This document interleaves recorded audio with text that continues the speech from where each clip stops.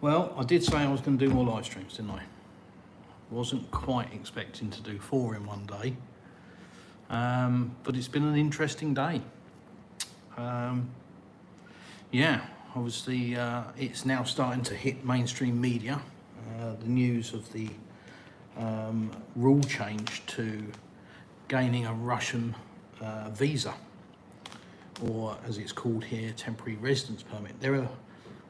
It's important to explain that there are many different types of visa, first and foremost, if you want to come to Russia. Tourist visas, let me just silence the laptop because it's running a little bit behind me. There we go, that's better. Yeah, tourist visas if you want to come on holiday, 3-month visas, temporary residence permit is for 3 years. There are different ways that you can achieve that. You can use business investment into the country to gain that. You can come on a student visa. There are many different types, and you know you really need to look at the different options to see what's suitable for you. But I've come on again because I'm getting lots and lots of questions. Kind of thought I'd get a few, but not as many as I have been receiving. Even email, I've had about half a dozen emails already. What can you tell me? What can you tell me? So I just thought it would be easier to come on here and try and just give you a bit of basic information, and it is going to be basic, it's not in depth, but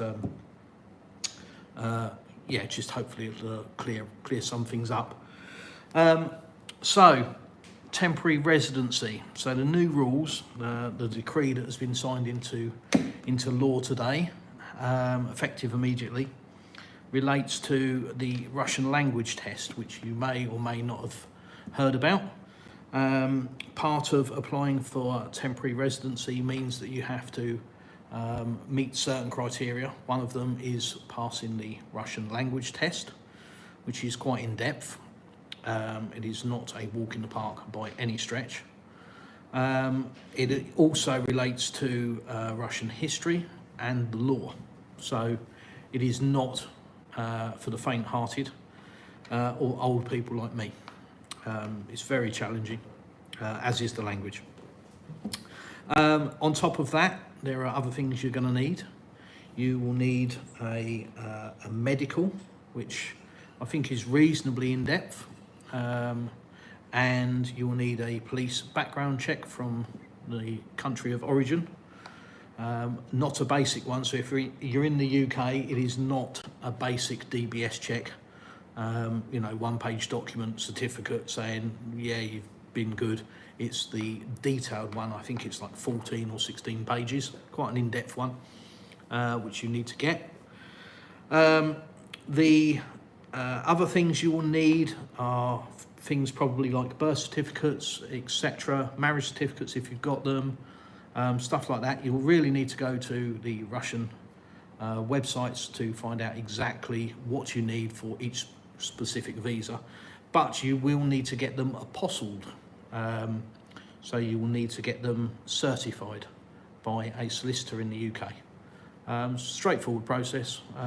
You know, most solicitors do that. Just toddle along to a solicitor and ask them to give you an official form that's stamped and signed by a solicitor that say, yes, this document is representational of this person. I had to do it with my marriage certificate, for example. So they're the things you're going to need to deal with.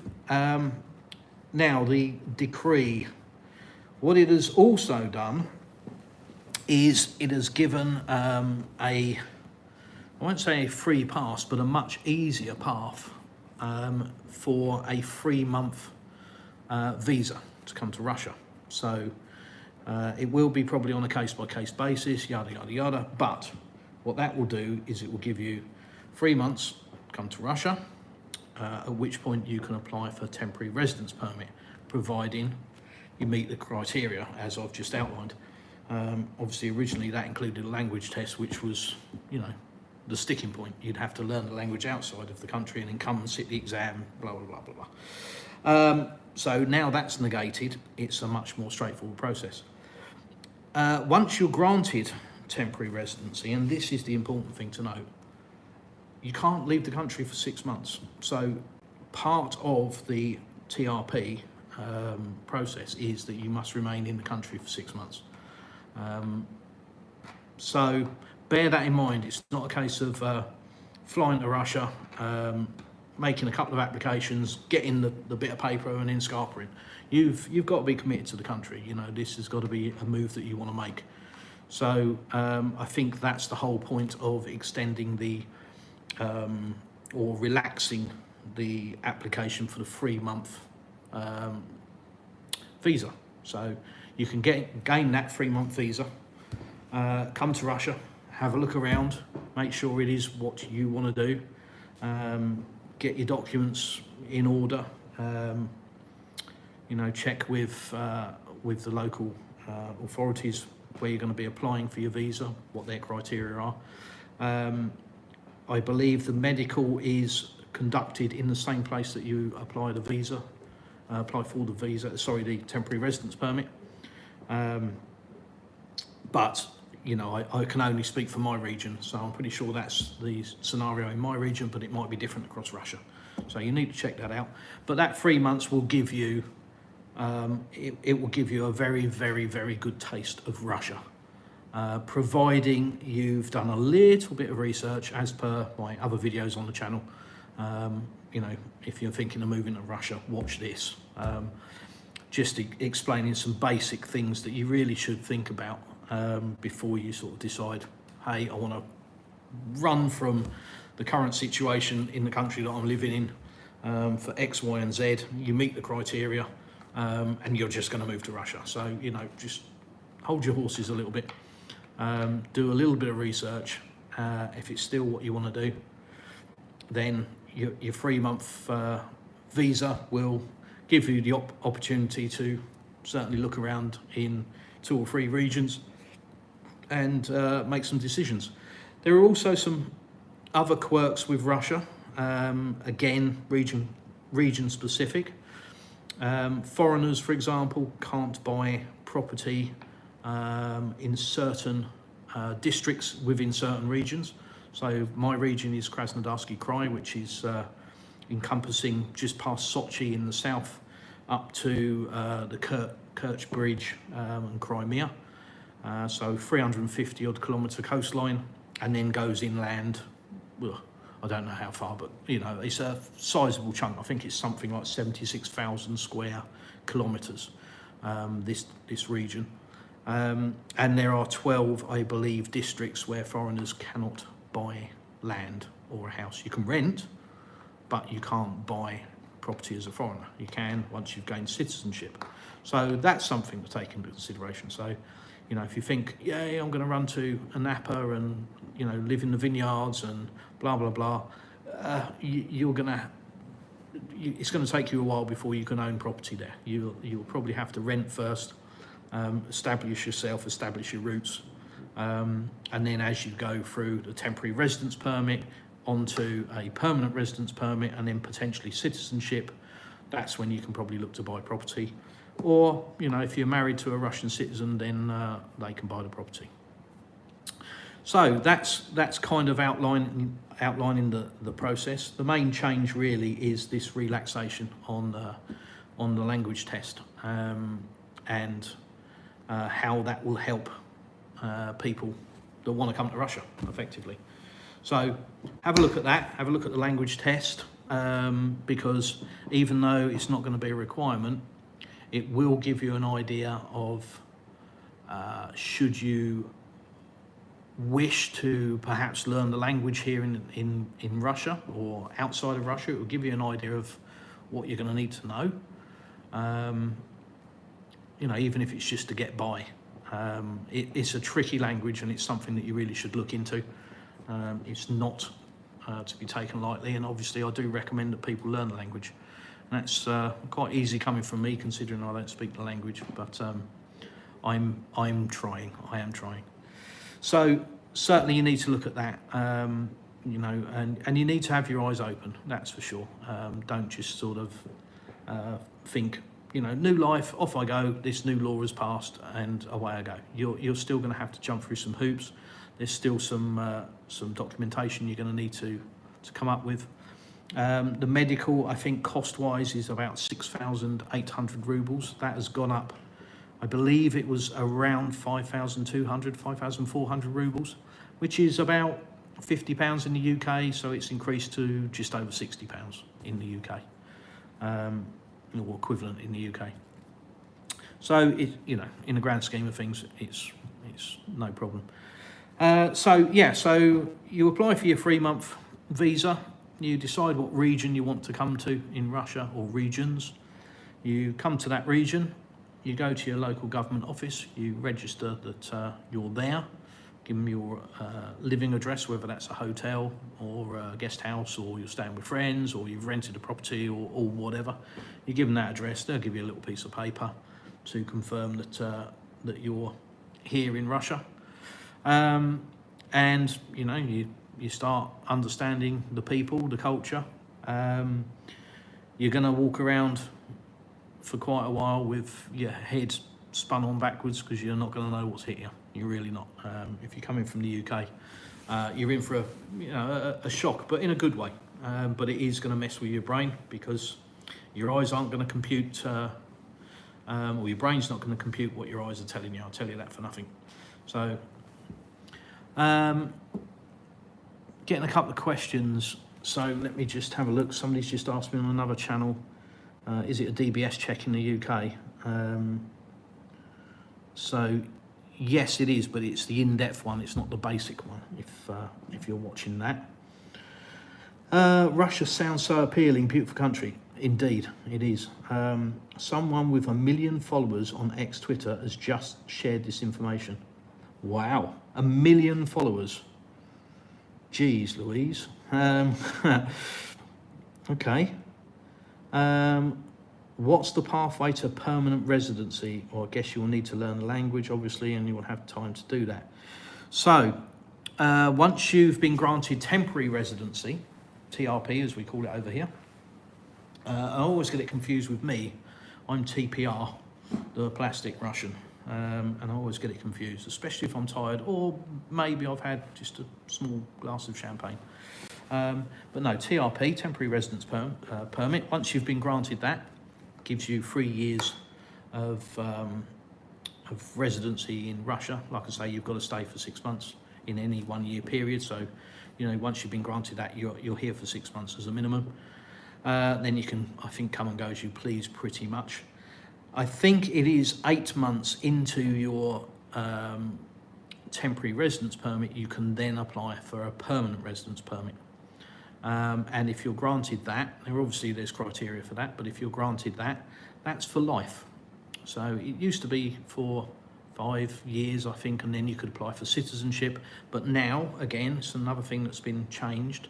So if you get permanent residency, that's as far as you need to go. That gives you permanent residency, as the name suggests. You have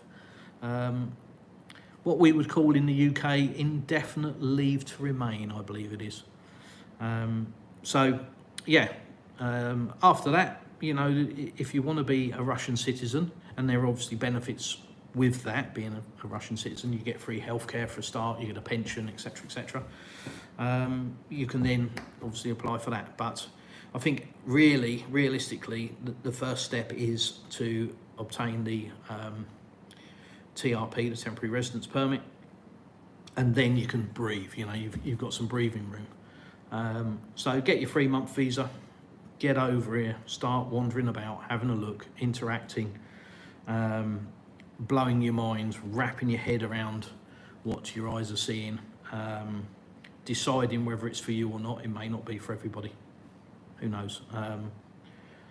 And then start your process for temporary residency. Once you apply for temporary residency, your visa is frozen. So, for example, if you've been granted the 3-month visa to come here, and after 2 months you then apply for temporary residency, and you think, I've only got a month left. No, your application, your visa time is frozen. So all the time the application is live, you have permission to be in Russia.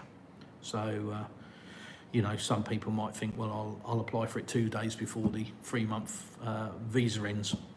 And, you know, in theory, you could do that because, like I say, once you apply, providing you've got all the paperwork and everything's correct, your application will freeze your temporary visa, your tourist visa. It might be called a private visa now. Again, check with your visa centre in your relevant country. In the UK, the Russian visa centre in London, I can't speak highly enough of them. They're absolutely fantastic. Extremely helpful by email, very responsive. Don't waste their time, ask them clear and concise questions, and you'll be looked after. They're very, very, very efficient. And you know, when it comes to the application process for a visa, again, extremely efficient and very, very helpful. Right. Frankly speaking, as a former immigrant, it is difficult for me to imagine life in another country without knowledge of its language. Yeah, I think technology has played a massive part in that, hasn't it, Sergey? And thank God for me, speaking for me, thank God it has, because I'm not an academic. I do struggle with bookwork. I find it tedious, so my brain just doesn't deal with tedious, mundane stuff. It just, you know, what's the point? It doesn't bother. So it's very difficult for me to do any bookwork and stuff like that. I'm more of a practical kind of guy or a people person. So the advent of technology has certainly saved me. My dad could speak different languages, and I can remember as a kid my dad having thick books like this, you know, Spanish, Italian, French, German, and he would sit there and read the books and he would teach himself languages. Remarkable, you know. I didn't really think about it too much when I was a kid, but now I look back and think, wow, you know, before the modern invention of the internet and even mobile phones, you know, my dad was doing that. And, you know, that was the way that people learned, I guess. But now, you know, we have automatic translators. I use my phone on a camera setting to read menus, for example, and it will translate in real time. It will translate a Russian menu for me, and it's, I've got to say, it's bloody good. It's really good. It will also generate the text in Russian. If I speak into it in English, it will generate text in Russian, and it will also AI-generated voice. Whatever I say in English, it will translate that out into Russian and speak it through the phone. So I do totally agree that speaking the language really should be your priority, regardless of the relaxation of the current laws and rules. It really should be your priority. And I know that sounds a bit hypocritical, but just bear with me. It will make your life so much easier. Yeah, no language, no good job. Yeah, and you know, as Sergey's pointed out, you know, if you can't speak the language, how are you going to go and work somewhere? How are you going to work in, you know, a labour-intensive environment, for example, where people haven't got the time to stand around and watch you translating on your phone? So you're going to need the language if you're going to come here and work. But it really depends on how you come here. You know, I've been very fortunate. My wife speaks extremely good English and obviously is fluent Russian, as is my stepdaughter. She's fluent in both languages. So yeah, you know, it's been very easy for me in that regard. But you know, you really do need to understand that you're going to have to get your head around the language, and it's for your benefit. So it's, you know, start learning it as soon as you can. Don't start asking me the best place to learn, because I'm the worst person to ask. I started with Duolingo. First thing to get down is the alphabet. That's the hardest bit, but once you've mastered the alphabet, then you can read Russian.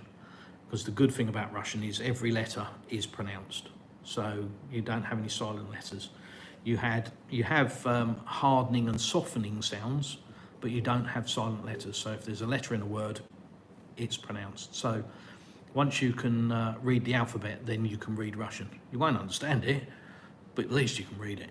And there are words that translate. You know, there are certain words that you'll get your head around, and certain words that are fairly obvious.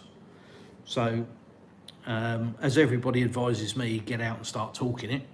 That's the best way, thrown in at the deep end. But yeah, you know, it's down to the individual and how you wish to learn the language. But yeah, that's kind of the process. So the point of going on live tonight was just to answer a couple of questions regarding the temporary residence permit. And obviously this will then transfer into a video, which people can sort of reference just to answer this very simple question about the decree today that was signed into law and became effective today, meaning that you do not need to pass the language test to apply for temporary residency. So hopefully that's answered some questions. Let's have a little look. Instead of finding jobs, foreigners can start their own business. Yeah, absolutely. I would definitely say, as I've said before earlier on today, I think Russia really is the land of opportunity. Just for looking around in my own region, my own area, you're talking about a country that has virtually zero unemployment, has virtually zero homeless. You know, crime-wise in my region, I haven't seen any. I'm not saying it doesn't exist. I'm definitely not saying that, but I haven't seen any. When I've mentioned, you know, things like house burglaries or muggings, the reaction I've got from Russians has always been the same. They're just, you know, what? You know, look on their faces. What are you talking about? Pardon? So I'm not saying it doesn't happen. What I am saying is it isn't common if it does happen, and certainly I haven't spoke to anybody that's aware of something like that. So crime-wise, again, you know, Russia's a big place, and I'm only ever speaking from my own perspective, from my own region. But certainly crime-wise in this region, yeah, nothing like the UK, absolutely nothing. And that's a bit of a shock, you know, especially if you're coming from the UK, where we've been programmed to believe that Russia is this evil, dangerous place, especially at the moment. You know, if you go onto the UK government website, it will advise against travel to Russia. You know, dangerous place, basically. You know, Putin bad, you've got to remember that. Do not travel to Russia. Why? Seriously, why? Why? Why wouldn't you travel to Russia?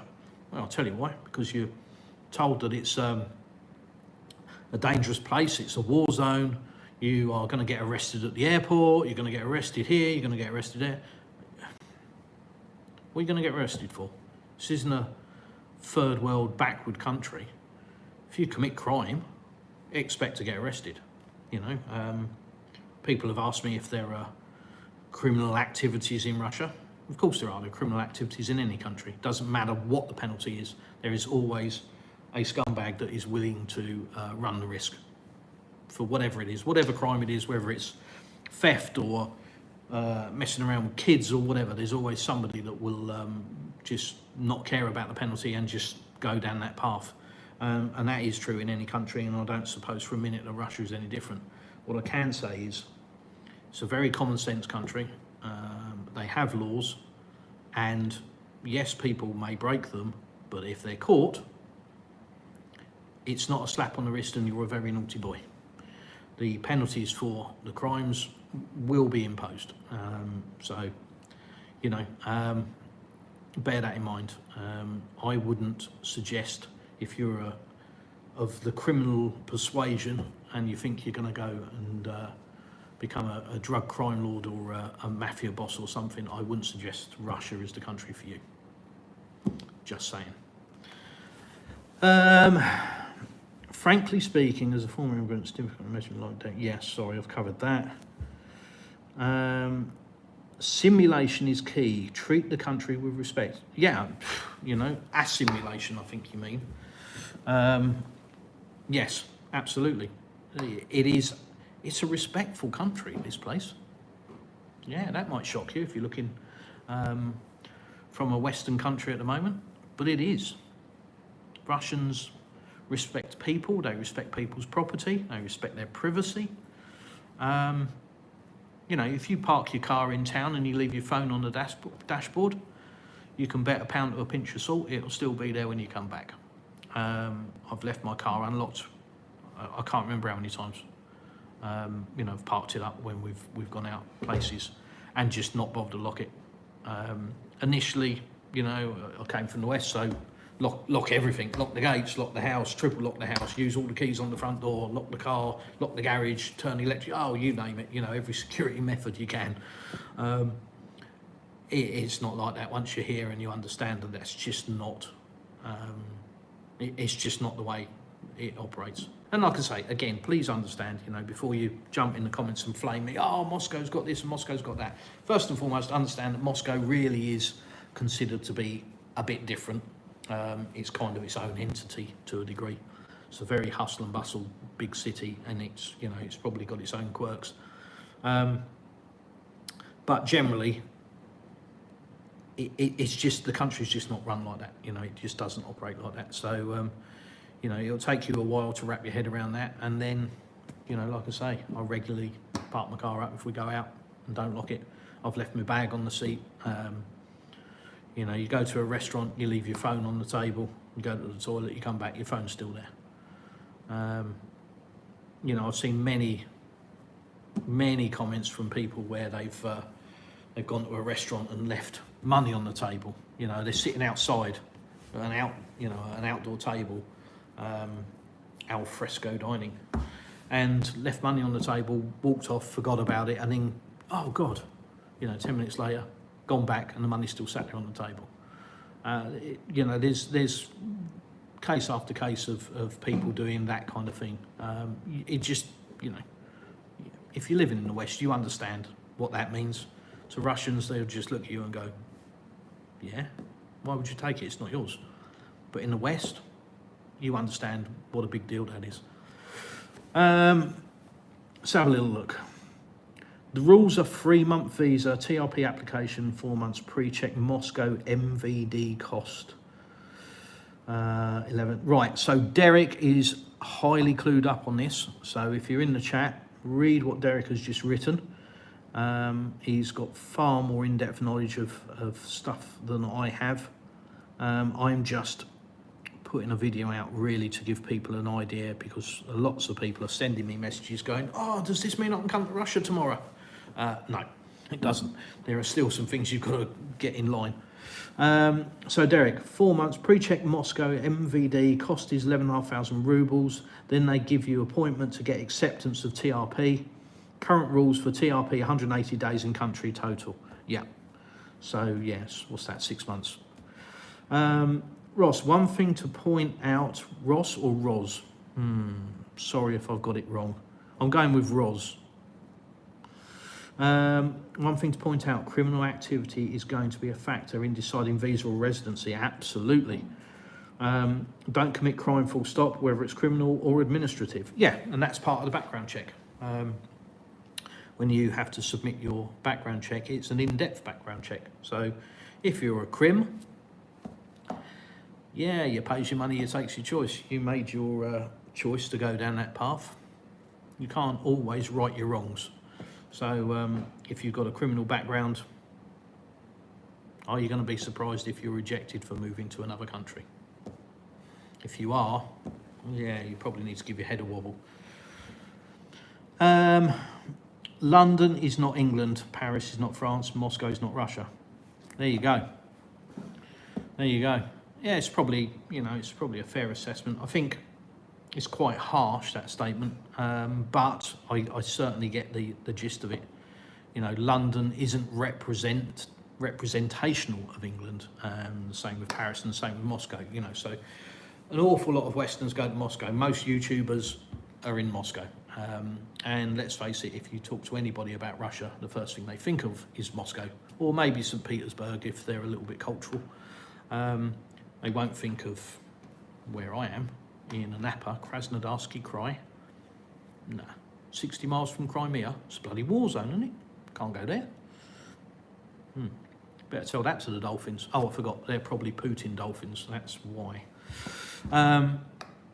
Yeah, so, you know, like any major city, it's not really representational of the entire country. You know, it's the hub of activity, usually financially. and yeah, quite a melting pot culturally. So yeah, I don't, Moscow's not any different. I think it's quite a chameleon city, very cultural, lots and lots of different points of view, but it isn't, I would say, representational of Russia. So yeah, there's more to Russia than Moscow. I'll tell you that now, a lot more. Yeah, that's what I meant. Yeah. It's fine, I shortened it for the English. Ross is fine. I have a Slavic name that will make you struggle to pronounce.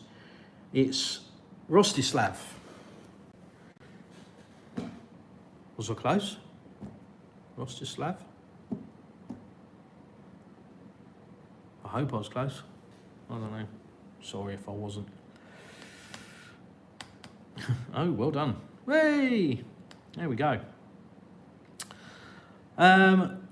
So yeah, as I said, Derek has in the chat has outlined a bit more detail regarding the temporary residence permit, the TRP. And if you go to the Kremlin website, you can look at the decree. It is now, when I first heard about it, it was literally sent to me by somebody that I, certainly consider a friend, even though we've never met. But I'm very grateful for the information this particular person has given me, and also the fact that they even think about me with things like this. So I am very grateful to them. Yeah, obviously when you first hear this sort of information, it's like, where's the source? Where's the source? I always try and look at that. Where's the source? Where's it come from? Is this just AI generated rubbish, or is this, this is a real thing? And as the day has progressed, it's just popping up everywhere. It's on state TV, it's on the Kremlin website, and whether you call Twitter a great source of information, it's all over Twitter now apparently. Not that I can see it. I was banned from Twitter. Don't know why. I'm a good boy. So yeah, get on the Kremlin website, download the decree. I believe there's an English translation for it. So have a look, see how it relates to you, get some more detail around it. I will obviously be digesting it, and when I say I do actually mean my wife, my poor long-suffering wife, purely because she's just far better at that sort of thing than I am. I will just look at it and go, oh, what about this, and does that cancel out this, and what about that? And she'll just look at it and go, be quiet. Yeah, so she's already been looking through it and has pointed out a few things. The actual list of countries that this applies to. So effectively, what Russia is saying, what they're saying is people from countries where perhaps they aren't heading down the path of traditional values, neoliberal, woke mindset maybe, if you want to call it that. Those kind of countries, if you want to get out of that environment and you want to go to a country that has family values, traditional family values, mum, dad, that kind of thing, where there are two genders, not 222, where a flag relates to a country, not a rainbow in the sky or a unicorn, then you're welcome in Russia. That's the first part of it. You need to be aligned with the values of Russia, and there is a list of countries that will be populated and coming out soon. I believe it's the 1st of September, which will let you know if you live in a country that it will apply to. I think it's fair to say, if you look at the Western mindset at the moment and the way that it is structured, and our leaders, the way that they are steering these countries, Britain is no exception. I think it's fair to say that it is going to be aimed at the West. And without getting too political, what do you think about that? Is this a masterstroke? I think Vladimir Putin without a doubt puts Russia first and the Russian people first. So the reason for this change, without doubt, the priority for it is to bolster the Russian population and improve the skill set, because as I said, you've got next to zero unemployment and next to zero homeless here. There is opportunities everywhere to start new businesses, to improve on existing ones or add to existing ones. So there's a wealth of opportunity, and I think that is the initial priority, to fill the hole in the labour gap with skilled labour. And obviously, I think it's obvious and well documented that probably the Western society is your first port of call, maybe, and maybe that's being harsh to the Asian side. I think that part of the world has certainly made massive improvements over the last 20 years. I mean, look at China and their car production for a start. It's just, the level of incremental increase is absolutely off the charts. So, yeah, is that unfair to say? I don't think so. I think, Western society still produces an awful lot of skill in engineering, in construction, in all fields. So, this is initially to attract those kind of people to help out in the Russian labour market. But you have to also look at, it doesn't actually do Russia any harm taking skilled labour out of these countries, does it? Is that the second part of this? I think you'd be a brave man to say no, wouldn't you? It's part of it. This is difficult times. Russia has felt threatened for a long time and has made lots of noise about that, and the West hasn't listened or has refused to adhere to that advice, and they now face what they face.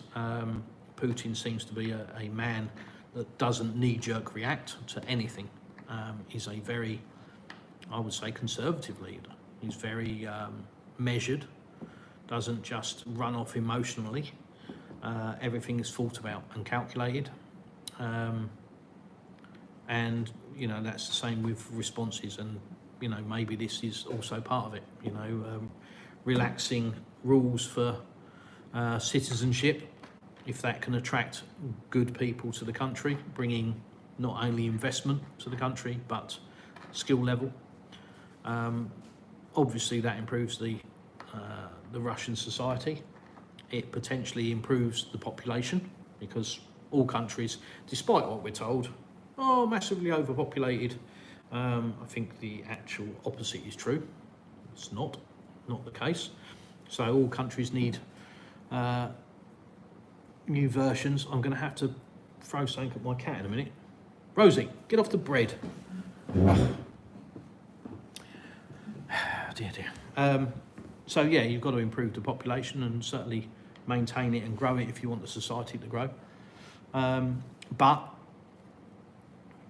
like I say, does it harm the West?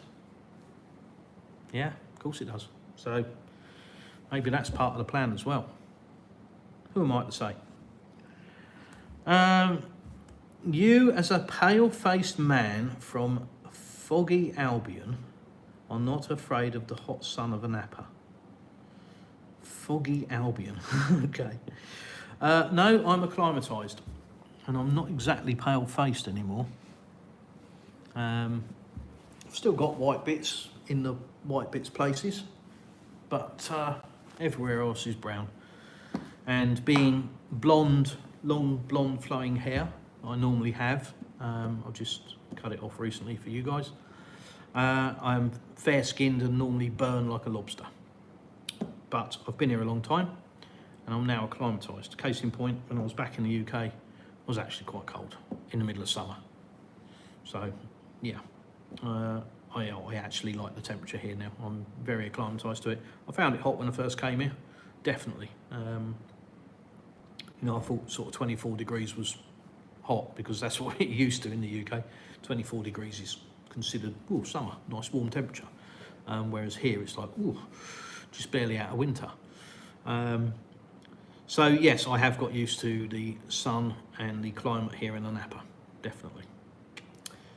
So there we go. Like I say, this isn't a marathon live stream. It feels like it today. This is what, the 4th one I think I've done today. A couple of them I think were a disaster. Well, last night's was a disaster. You can't see last night's, I deleted it, so don't bother looking. And this morning, for some reason, the minute I started talking about a certain subject, poof, gone, off I went. Yeah. But here I am, and like I say, this is really just to answer a few questions in one go, rather than me typing out loads of emails with my one finger, looking for the T on the keyboard. Where's the S? I thought I'd come on and just answer those questions very briefly about the temporary residence permit. Again, you need to decide yourself what your plans are, and then look at it in more depth, not just take some YouTuber's word for it. You know, you've always got to look these things up and understand it yourself. And there are many different options, but I'm sure the embassies around the world and the visa centres will help you, and I'm fairly sure they're going to be getting a bit of an influx of people applying, or certainly making inquiries. Certainly what I've seen anyway. During all this time, have you got a Russian friend? Yes, I've got a few.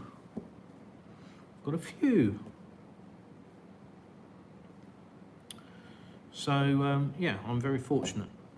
I'm not completely isolated by any means, and I do communicate with them using the translate on the phone, and the traditional male way of communicating, which is a bit of grunting, a bit of scratching, a bit of pointing, and we communicate like that. Well, it's a man thing, that's what we do. So yes, I have got some friends here. But there we go. Like I say, just a brief live really. It's not a marathon session, just wanted to get a few things down on paper. Not really. Just so people can refer to it, you know, tomorrow when this is sat there as a video. If you've got any questions about the visa, then this might give you some basic info.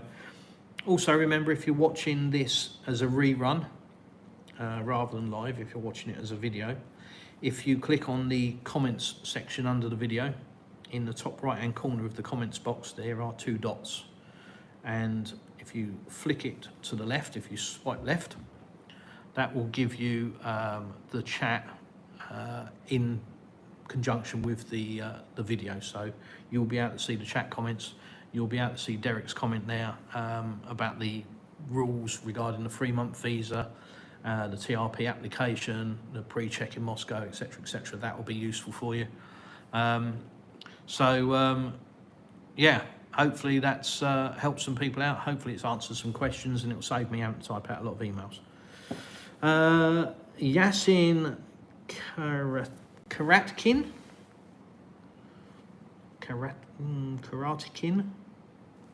Sorry.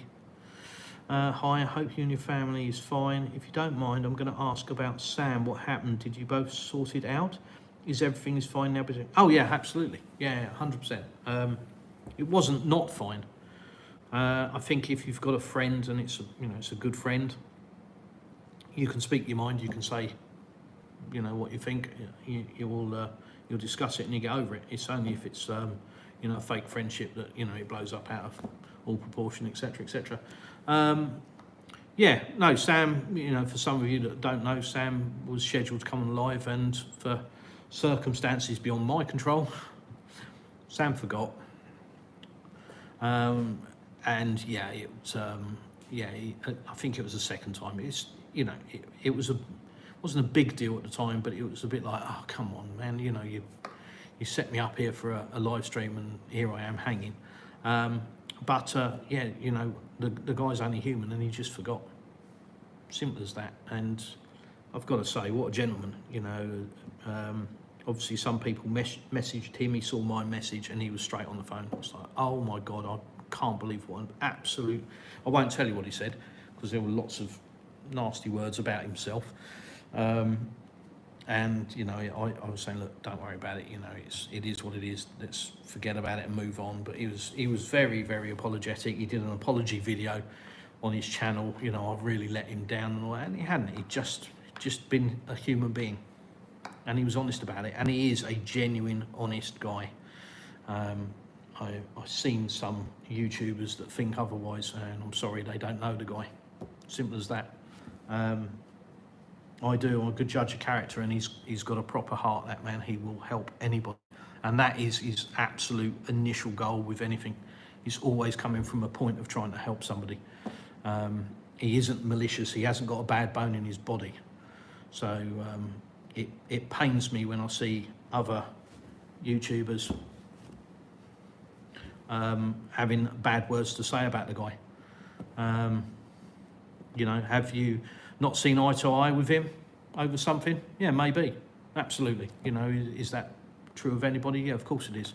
But, you know, to talk about his character and, you know, basically say that he's, you know, not a nice person, he's not genuine, he's fake and all that, I'm sorry, you're of no value if you say that about Sam. He's a good guy. He's one of the good guys. So he is extremely knowledgeable. If you want to find out about starting a business in Russia, if you want to find out about, you know, what's entailed in moving here, if you want to find out about currency exchange, how you send money to Russia, if you want to find out about real estate, you name it. The guy's been here over 18 years. He is a Russian citizen. So, you know, he can absolutely run rings around me. So, you know, I'll try and find some basic info. But if you want some detailed info, Sam's the guy, without a doubt. He's my source of information at times, without a doubt. So, you know, he is a lovely man. He's got a proper heart. He's not what some people have said he is at all, absolutely at all. And I absolutely will defend him and stand by him in that regard. So, yeah, if you've got more specific questions, feel free to ask them on my Telegram channel. We're getting quite a community there now. And there are some good people on there. Derek, who's posted above, is certainly on the channel. And very knowledgeable about a lot of things as well. He's lived here a long time too. And obviously you've got Sam's Telegram channel as well. So Sam's Russian Adventures, if you're unaware of it. I don't know why you're watching my channel and you're not aware of his. Very strange. So yeah, but as the same with Sam, if you've got any questions about anything, please ask.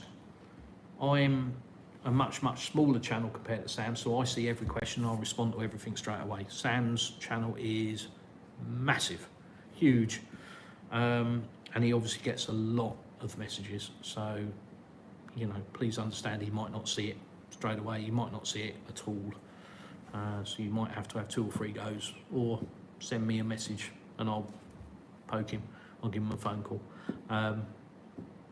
But yeah, very knowledgeable guy about all aspects of life here in Russia, good, bad or indifferent. And yeah, won't flower it up, he'll just tell you straight. You know, it might not be the answer you want, but it'll be a straight answer. So there we go. Thanks for watching. Thanks for tuning in. I hope some of this information has been useful to you. And as I said, if you're watching the rerun, please join the Telegram channel, The Plastic Russian on Telegram. Is the channel. If you go to the top of the channel, you'll see a button that says discuss. Click on that and that'll take you to the chat, and you can have backwards and forwards chat with me and other people that are in there. You can ask questions, and if you've got something specific that you want to speak to me about, just put a comment there saying, hi TPR, can you give me a message or something, and I'll contact you directly, and then we can chat in private. You can ask me whatever you want. We can do voice message as well, which I personally prefer because I'm a terrible typist. So you're far more likely to get a voice message or a video message from me than you are a text message. Good evening, dear. Thank you. Do you know about his new project? I believe you can join it. He's going to buy it. Yes, yeah, I've seen I've seen Sam's new proposed project. Looks very interesting. He's looking to buy a rundown house in a local village to him, and then renovate it and offer it out for people to stay in for free. That's Sam. That's who Sam really is. He's going to put his own money into a property. He's going to renovate it, and then you can go and stay there for free. And whilst you're there, he'll give you a tour of the area, and you can learn about Russia and about Russian culture and food and everything else. That's who Sam is. So, yeah. How many other YouTubers are doing that? I'm going with 0. So there we go. Do you have any plans to see real Russia, winter in, winter and go somewhere? I don't have any plans. The real Russian winter, i.e. deep snow, I have experienced before when I went to Canada, went to Whistler.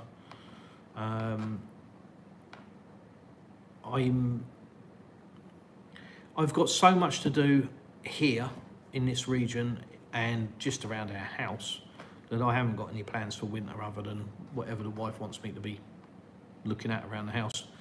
We're just building our sauna at the moment, so that is definitely going to get a lot of use through the winter. Yeah, I haven't got any plans to go and see any other parts of Russia at the moment. Like I say, the region I live in is massive. A couple of months ago, me and the wife went out all day in the car. I've covered this before, so some of you will be bored with hearing this, but we went out all day in the car and we didn't leave the region, and we drove all day, and just a big circle. If I was in the UK, I'd have probably gone through 6 or 8 counties in the time we were out, but here we didn't leave our region, which is a region out here is the equivalent of a UK county, just to give you an idea, but it's massive, absolutely huge. Where is Sam located as opposed to you, for instance? So Sam is in Vladimir region. I mistakenly called it Moscow region the other day, and somebody went, no, it's Vladimir region, it's not Moscow. So I think he's about 2 hours outside of Moscow. For me, Moscow is about 2,000 kilometers away, something along those lines. So Russia, big place, big place. So yeah, that's where Sam's located. The videos he showed me, it looks lovely. It looks a lovely region. And the good thing about Sam is he does show where he lives, warts and all. It's not just, you know, trying to make it look bad, and it's not trying to make it look wonderful. It is warts and all. He'll show you literally, you know, real Russia, what you see if you come here, what you'll see. Not just a fancy glossed up version or a highly edited version, but real Russia. So what I've seen of where he lives, it looks very, very nice, but it's not on the coast, so it's not for me. I like to be on the coast. But nice to see you in the chat, Rain. Yeah, so you close? Yes, I am. I'm 60 miles from Crimea, just along the coast. So if you go onto Google Maps and type in Anapa, A-N-A-P-A, and then click on, when you come up with various options, I think there's an Anapa in the US, and a couple of other places as well. Obviously click on the one that's in Krasnodar in Russia, and you will see where we are. We're right on the coast, right on the water. Looking across the sea at Turkey, and just up the road from the Kerch Bridge, which tends to have missiles shot at it from time to time. Russian air defences tend to shoot them down, and then they shoot some more, and then Russian air defences shoot them down, and then they shoot some more, Russian air defences shoot them down. Yeah, you know, so and so cycle repeats. But yeah, that's where we are.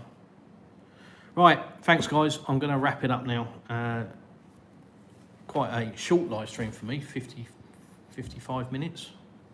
Usually wrap it on for a couple of hours, don't I? So, but like I say, it's been 3 or 4 lives today, and I don't want to do what I did last night and completely lose the plot. So, as I've said, I hope the information has been useful, and please feel free to contact me on Telegram. There's no such thing as a stupid question. Just ask whatever you want to know, regardless of what it is. Even if it's the most basic question, you know, how much is a tin of dog food? It doesn't matter, just ask, and I'll respond to you as soon as I can. Thanks very much, guys. Rain, you're welcome. Please like the video, people. Thank you. Yes, yeah, that's very, very important. Like, share, subscribe. Share is very important. Very, very important. It's not about money. Keep saying this. I've turned monetization back on because I just get more views. It's as simple as that. You know, YouTube algorithm pushes the video when the monetization's on. So it doesn't make any difference apparently on the adverts. So there we go. There we go. Thanks very much, guys. And as I always say, I'll see you in the next one.